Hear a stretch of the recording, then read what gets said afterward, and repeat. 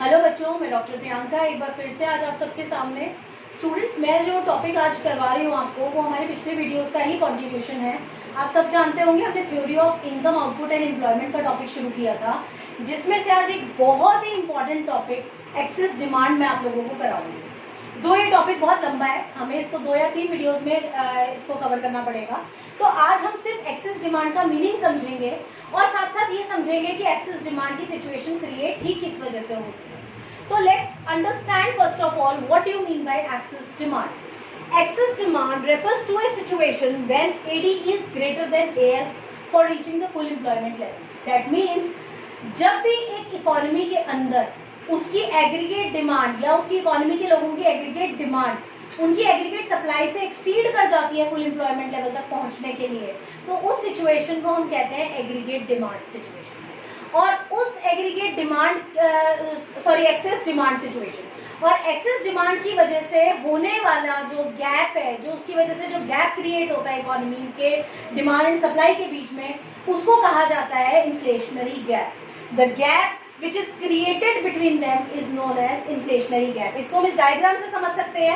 आप देखिए ADAS का कर्व आपके लिए कोई नया नहीं है, मैंने अपनी कई वीडियोस में आप लोगों को ADAS का जो ग्राफ है वो समझाया है। ये मेरा AS का कर्व है और ये AD का कर्व है। AS is always 45 degree line and AD हमेशा 0 से अबव लेवल से शुरू होता है, ये मैंने आपको पहले भी बताया है। जब हम इन दोनों को इंटरसेक्ट कर रहे हैं तो ये इक्विलिब्रियम पॉइंट बन रहा है, इट इज वेरी क्लियर।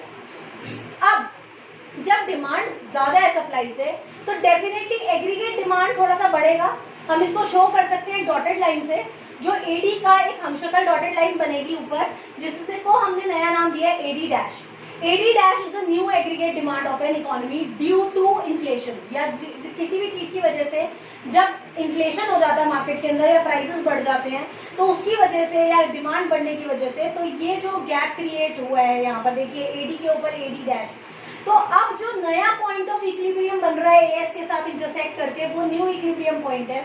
और दोनों इक्विलिब्रियम पॉइंट के बीच में जो आपका ये परपेंडिकुलर गैप है, दिस वन, ये वाला गैप, ये इन्फ्लेशनरी गैप कहलाएगा यहाँ पर। तो inflationary gap is a gap created due to increase in AD। तो बेसिकली ये आपका एक्सेस डिमांड का डायग्राम है, जिसको आप रिप्रेजेंट करके ये दिखाना चाहते हैं कि किस तरीके से एग्रीगेट डिमांड इंक्रीज होता है या एक्सेस डिमांड की सिचुएशन क्रिएट होती है और उससे कैसे इन्फ्लेशनरी गैप क्रिएट होता है। अब इसके कुछ कारण समझते हैं कि ये गैप क्रिएट किस वजह से होता है या एग्रीगेट डिमांड किस वजह से बढ़ती है इकोनॉमी में। यहाँ मैंने कुछ कॉजेज लिखे हैं, जिसमें से सबसे पहला कॉज है इंक्रीज इन प्राइवेट कंजम्पशन। देखिए, किसी भी इकोनॉमी में अगर लोगों की कंजम्पशन लेवल बढ़ जाता है, कंजम्पशन लेवल का मतलब उनकी प्रोपेंसिटी टू कंज्यूम बढ़ जाती है, मैंने आप लोगों को प्रोपेंसिटी टू कंज्यूम बताया है। तो किसी भी कारण से अगर उनकी प्रोपेंसिटी टू कंज्यूम बढ़ जाती है तो definitely aggregate demand aggregate supply से एक्सीड करता है। तो ये एक बहुत बड़ा कारण है जिसकी वजह से एक्सेस डिमांड की सिचुएशन क्रिएट होती है इकोनॉमी में। दूसरा हमने जो कॉज लिया वो है increase in government expenditures. See, we all know that government do expenditures for welfare of an economy and welfare of the society. तो जब हमारे वेलफेयर के लिए गवर्नमेंट एक्सपेंडिचर्स कर रही है, that means they are giving to us, वो हमें कुछ रियायतें दे रही है, हमारी हेल्प कर रही है। तो अगर गवर्नमेंट का एक्सपेंडिचर बढ़ जाता है तो हमें बेनिफिट होता है, जिससे हमारे कंजम्पशंस बढ़ जाते हैं।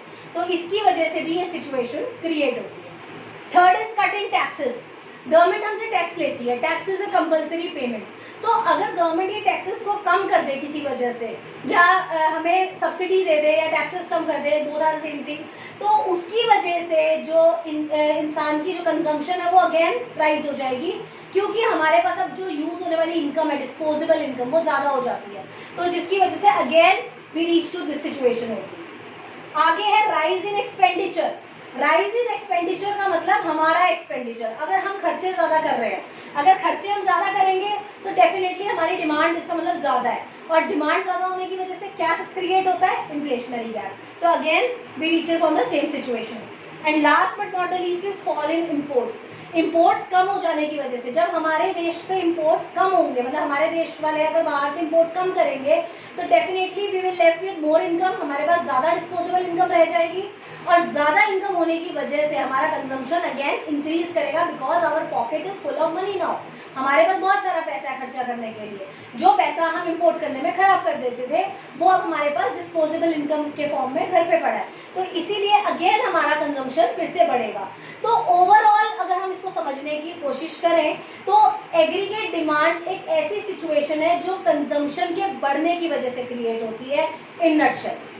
जब एक इंसान का कंजम्पशन पैटर्न बढ़ेगा, जब उसको उसकी डिमांड्स बढ़ेंगे तो ऑब्वियसली एडी कर्व शिफ्ट होकर ऊपर की तरफ जाएगा, अपवर्ड शिफ्ट, और जिसकी वजह से हमारा इन्फ्लेशनरी गैप का जो सिचुएशन है वो क्रिएट हो जाता है। तो बेसिकली ये हमारा एक्सेस डिमांड था जो हमने आज समझा। अब इस एक्सेस डिमांड के कुछ इफेक्ट्स भी होते हैं और इसको करेक्ट करना भी बहुत ज़्यादा ज़रूरी है, क्योंकि ना ही तो हम इन्फ्लेशनरी सिचुएशन में रह सकते हैं और ना ही हम डिफ्लेशनरी सिचुएशन में रह सकते हैं। इसके साथ साथ इसका एक ब्रदर क्वेश्चन भी है जिसको हम डिफ्लेशनरी गैप बोलते हैं, वो भी हम डिस्कस करेंगे। वो बिल्कुल सेम ऐसा ही कॉपी है, बस में सिचुएशन उल्टी होती हैं।